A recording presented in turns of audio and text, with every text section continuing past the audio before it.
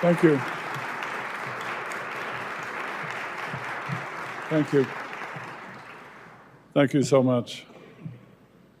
It's a great honor to be among friends and with you again today. I think this is maybe my 10th year association with all of you in the pursuit of democracy for Iran. To our head table, it's an honor to be with you today. It was also encouraging to hear the visionary message of Mrs. Rajavi. Once again, her extraordinary leadership has inspired not only countless Iranians inside and outside Iran, but also supporters of freedom across the world. We meet at a moment of extraordinary consequence, not only for the people of Iran, but for the peace and security of the entire world, and the Middle East in particular. For far too long, the clerical regime in Tehran has been the epicenter of regional conflict, terrorism, and instability. What many perceive as the regime's strength is a reflection of the international community's long-standing failure to hold it accountable. Tehran's destructive actions from the Red Sea to Iraq, Syria, Lebanon, Yemen, and the entire region are not signs of confidence, but desperate attempts to delay what we think will be an inevitable collapse. And today that collapse is accelerating. Across the region, the pillars of Tehran's influence are crumbling. The fall of Bashar al-Assad in Syria has delivered a decisive blow to a strategy the regime spent decades and tens of billions of dollars trying to sustain. Hezbollah is on the brink of disintegration, and the Houthis in Yemen face devastating setbacks. The so-called axis of resistance, built over 40 years, is unraveling before our eyes. But nowhere is the regime weaker or more fearful than inside Iran itself. The economy is in free fall. The rial has plummeted to its lowest level. To put things in context, in 1981, 2 years after the mullahs took power, 78 rials would buy you $1. A decade later, in 1991, it required 511 rials for $1. A decade later, in 2001, it raised to 6,200 rials. And today, it rose to 254,000 rials in 2020, and then today it's 1,250,000 rials for $1. It's incredible. Inflation is suffocating the people in Iran. Corruption is systemic. Shortages of food, medicine, and especially water threaten Tehran itself. And energy have become daily reality, and lack of energy have become daily realities for millions of people. And remember, as many of you here know, Iran is not a poor country. It sits on the second largest gas reserve and the fourth largest oil reserves in the world, while having a very potent and educated population. Yet nearly 80% of the Iranian people live below the poverty line, and the reason for this is the corrupt theocracy ruling Iran, period.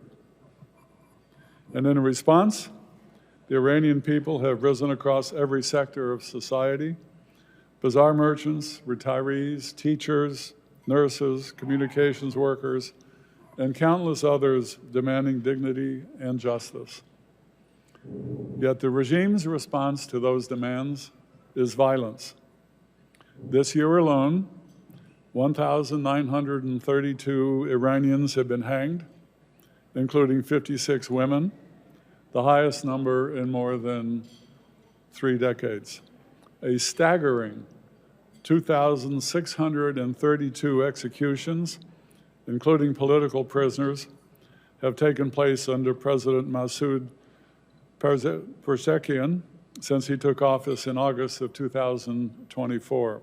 This is an unprecedented figure for a man marked to the world as being moderate. 18 activists now sit on death row for alleged cooperation with the main Iranian opposition movement, the MEK.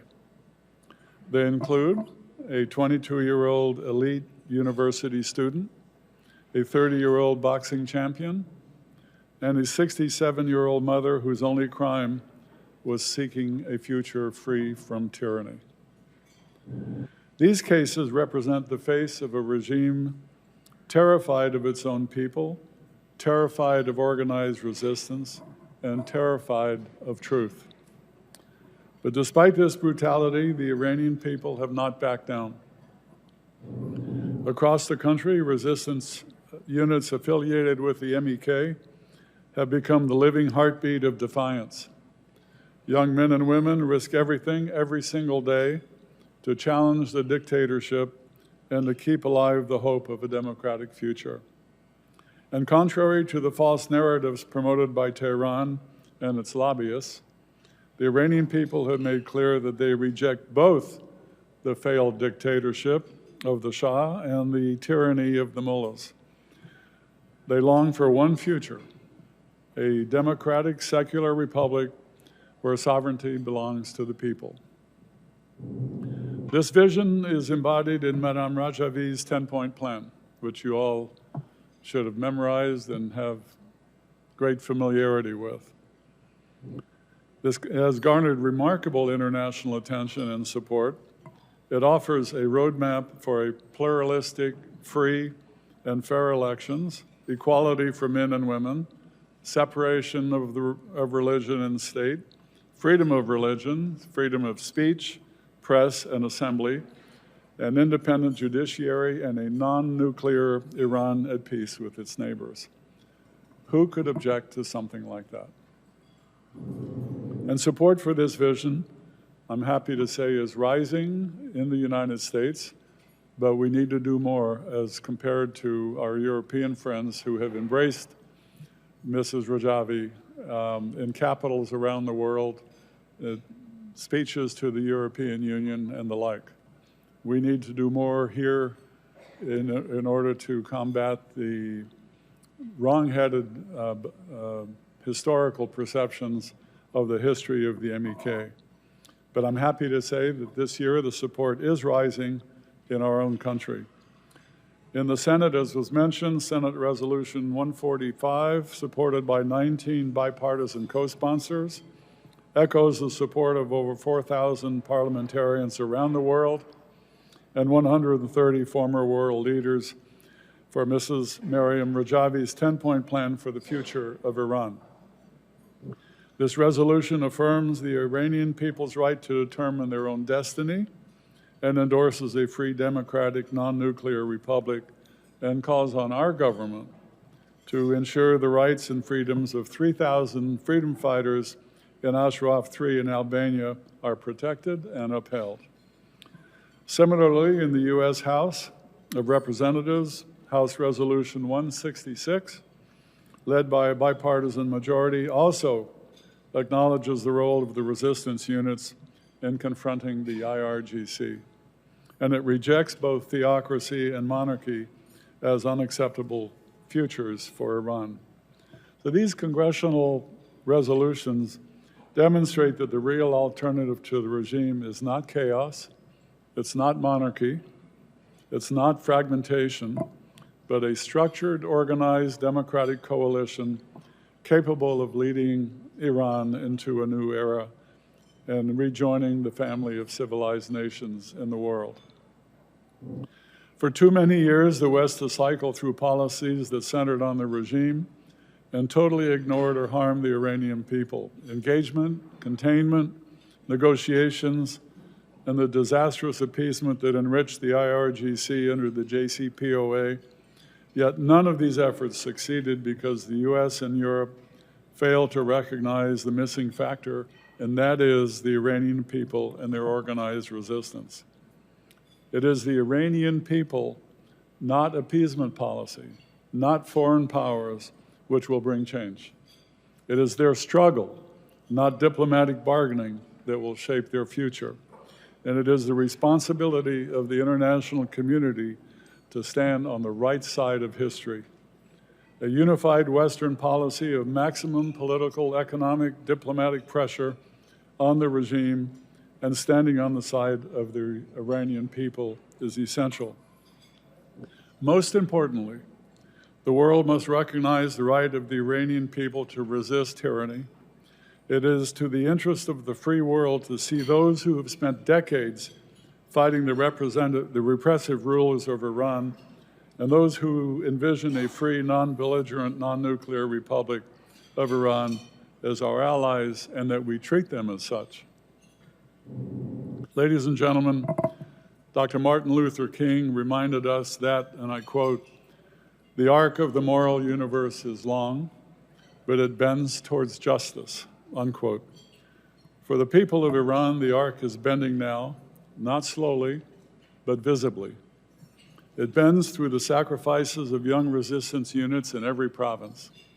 It bends through the freedom fighters in Ashraf III in Albania, who are symbols of resilience, commitment, and resolve. It bends through the inspiring leadership of Mariam Rajavi. It bends towards the unwavering conviction of the Iranian people.